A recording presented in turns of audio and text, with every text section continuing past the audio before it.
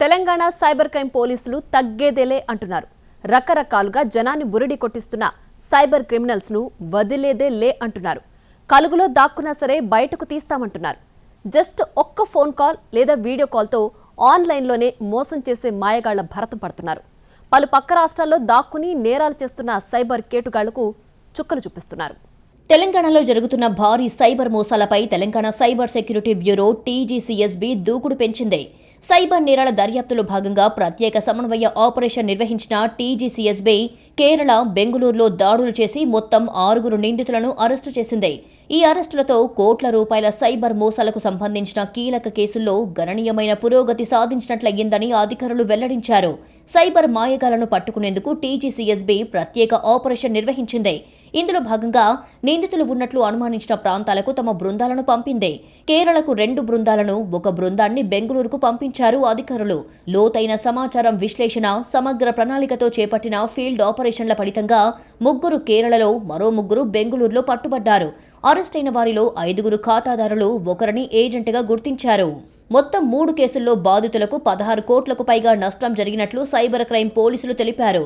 ఒక వృద్ధ మహిళను డిజిటల్ అరెస్ట్ పేరుతో సైబర్ క్రిమినల్స్ మోసం చేశారు.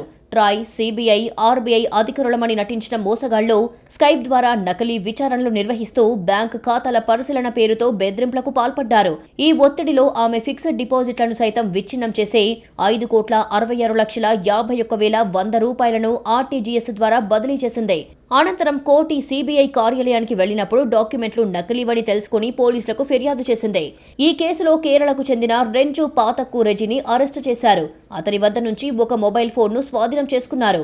మరో కేసులో ఒక వృద్ధుడిని బ్లూ డాట్ కస్టమర్ కేర్, బొంబాయి పోలీసు అధికారులమని మోసగాళ్లు బెదిరించి డిజిటల్ అరెస్ట్ పేరుతో 7,12,80,000 రూపాయలు మోసం చేశారు.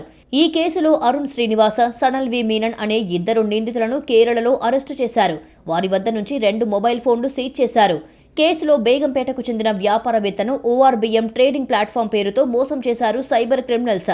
అధిక లాభాలు ఆశ చూపి 22 రోజుల్లో 3,40,96,958 రూపాయలు పెట్టుబడి పెట్టించుకున్నారు. డబ్బు ఉపసంహరణ సమయంలో మరిన్ని డబ్బులు కోరడంతో మోసం బయటపడింది.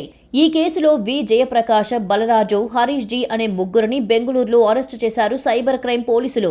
వారి వద్ద 3 మొబైల్ ఫోన్లు స్వాధీనం చేసుకున్నారు.